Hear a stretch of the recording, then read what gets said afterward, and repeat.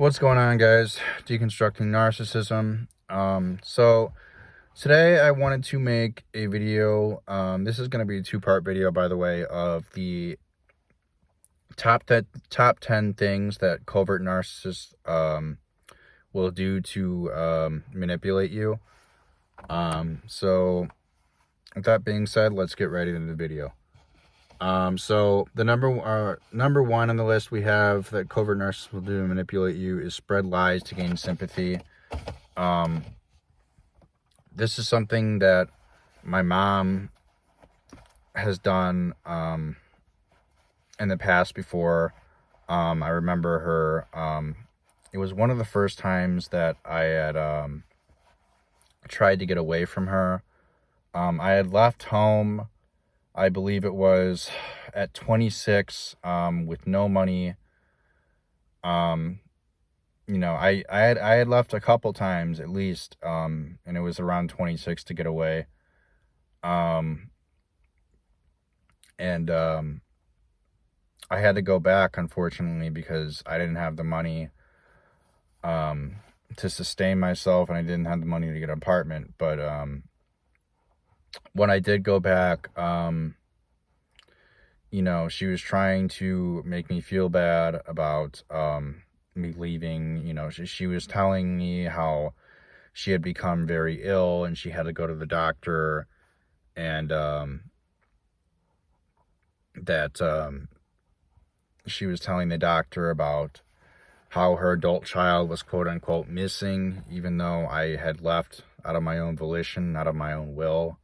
But she was trying to feign sympathy and get sympathy from the doctor, or narcissistic supply, by telling the doctor that I had been lost when I had actually just left. So that was something that she did. Number two is complain that her children don't love her when she can't get what she wants. And this is something that my mom would do frequently growing up. I would remember where, whenever I wanted to go somewhere or do something, she would make me feel guilty, which would be like, well, your uncle or so-and-so is coming over, so, I don't think it's a good idea that you go out with your friends today. Or, I don't think you're ready to, to go out that far, because keep in mind, this was when I was growing up as a teenager, trying to gain my independence. She would make up some excuse as to why I would not be able to go somewhere. And I remember, being like, I think it was like 17, or I think I might have been an adult at the time. I was like 18, and, my friend invited me out an old friend invited me out to go boating, with him on the lake. And, based on a Facebook picture that my mom saw, because she had him on Facebook as Facebook friends.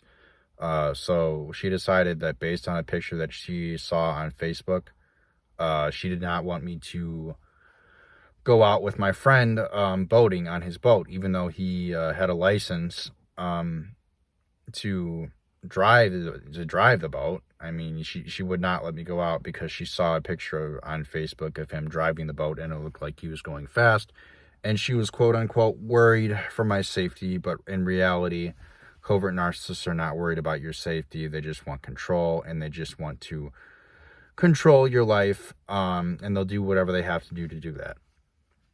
So that was something that she used to do, is she'd try to make up excuses as to why she didn't want me to go out somewhere. Or another thing that she would do was, if I said anything negative about her, or if I criticized her in any way, she would complain that, that she would try to act like the victim and say, oh, I'm sorry, you think I'm such a bad mother, blah, blah, blah, blah, blah, gaslight me into feeling bad and me having to apologize, and yada, yada, yada. So that's the second thing that she would do. So the third thing that my covert narcissistic mother would do would be, she would whine if I wanted something. Growing up, if I had questions, like, in regards to, you know, my homework that I was doing, and I mean, in high school, there would be a lot of things. I mean, growing up, if I had questions, if I'd be doing my homework, I'd have a question about my homework. She would, complain that she wasn't feeling well, or she had a migraine, or she would complain that, you know, she was just tired, she couldn't help me out with my homework. Or if I wanted to go somewhere, like I said, she would complain that, you know, she just doesn't think it's a good idea, and she would worry about me. And you know, she would make up some kind of excuse to make me feel guilty about me needing me wanting to have my basic needs met, like getting help with homework, or, you know, wanting to go out with friends, or even making food, or making dinner. Um, so number 4 on the list is, I'm sure some of you can relate with this one, is what my mom would do. Well, really, it's what she would call, what it's called is, you know, the correct term is called masking. But what my mom would do in public, she would play, what I like to call super mom. She would play super mom in public. And I got the term super mom from actually one of her friends that she used to hang out with quite a bit, actually. I don't know if she still sees her, but I just remember growing up, and I was a kid, and I just remember growing up, and I remember her being called super mom one time by her friend.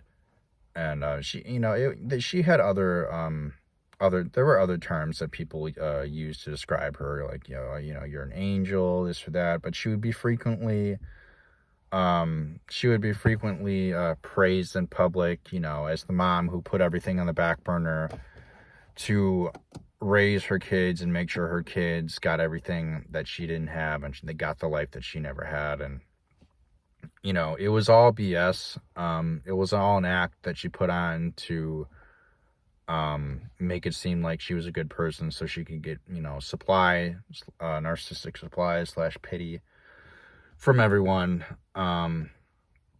So that was something that frequently happened, was she would she would go into super mom mode just like that. Or I should say, you know, she would change masks just like that.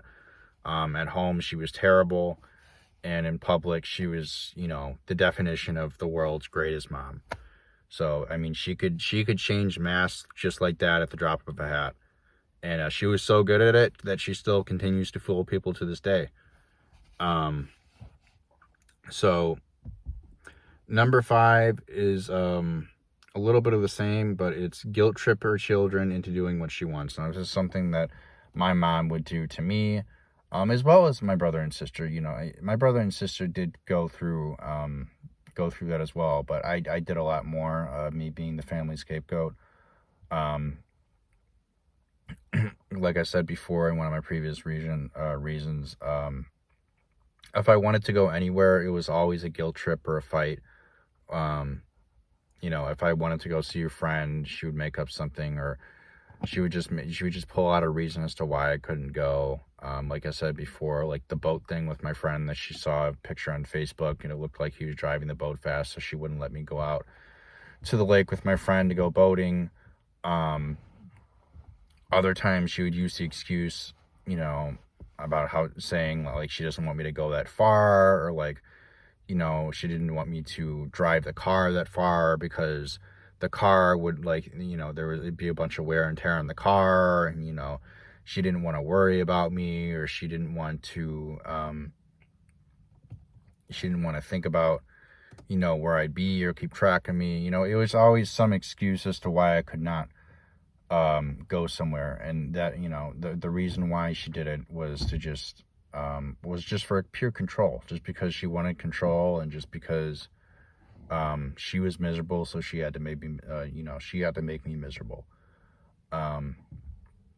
So that was something that frequently happened. You know, like I said, if I had, I was not able to have any constructive, I was not able to give her any constructive criticism either, because if I did give her any criticism of any kind, then she would she would cry the victim, and she would, excuse me. If I did give her any constructive criticism, she would play the victim, and she would complain about how, like, I'm sorry, she would just go into with excuses, and she would say, oh, I'm sorry you think I'm such a bad mother, or I'm sorry that you think I'm so terrible to you. She would play victim and cry wolf, and, it was a real big nightmare to deal with, because I could not, I could not get my needs met with her. I could not, say anything negative about her. I could not criticize her in any way. If I did, she would make me feel guilty, or she would blame shift, or it was always something, it was always somebody else's fault, usually my fault.